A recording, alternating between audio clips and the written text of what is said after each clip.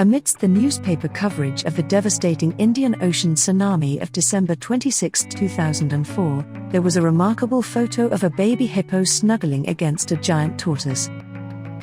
So how did this happen? Let's start by going back to what started it all. Before the baby hippo became known as Owen, he lived with his mother and with 20 other hippos. In December of 2004, heavy rains washed the group of hippos from the river where they lived to the Indian Ocean near the coastal town of Malindi. The localities noticed the hippos around the seashore grasslands and tried to chase them back to the river, but it's not easy to negotiate with 8,000-pound hippo, not to forget several of them. So there was little the people could do. Besides, the hippos seemed to have started to like their new place and didn't want to move. And then it happened. On December 26, 2004, the Sumatra-Andaman earthquake, which caused the Indian Ocean tsunami, is estimated to have released energy equivalent to 23,000 Hiroshima-type atomic bombs. The tsunami's waves traveled across the Indian Ocean at 500 miles per hour, the speed of a jet plane. Within 8 hours, the tsunami reaches the east coast of Africa, killing more than 300 people in Somalia, Tanzania, and Kenya. Before long, the sea became calm again after leaving several families devastated. The villagers noticed that the hippos were also washed away in the sea. All but one.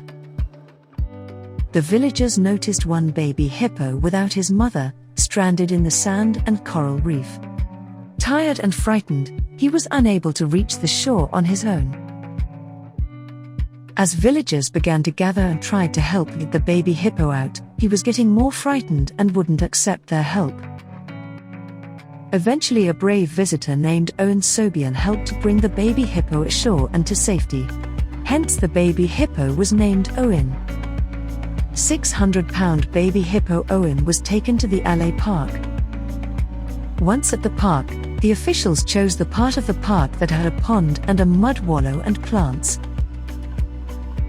The same area was also home to a giant 130-old Aldabra tortoise called Mzee, which means wise old man in the Swahili language. Mzee usually kept to himself and liked a very few people.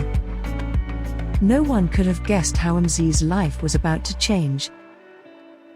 As soon as baby hippo Owen was released to the enclosure, he ran and crouched behind Mzee, the way baby hippos often hide behind their mothers for protection. At first, Mzee wasn't happy about this attention. He hissed at Owen and crawled away. But Owen, who could easily keep up with the old tortoise, did not give up.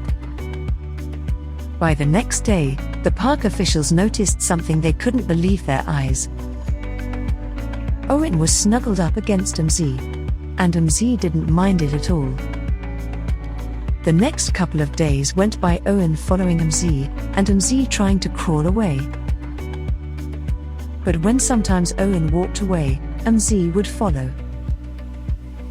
Owen, who wouldn't eat anything in the beginning, but saw Mzee eating the leaves and started to imitate Mzee. As weeks went on, the two were inseparable and formed one of the best and unusual friendships in the world. Wildlife experts are still puzzled about how this unlikely friendship came to be. But science can't explain what the heart already knows. Our most important friends are sometimes those we least expected. If you like this video, I would be your fan for life if you subscribe. Come on! Don't be lazy. Subscribe.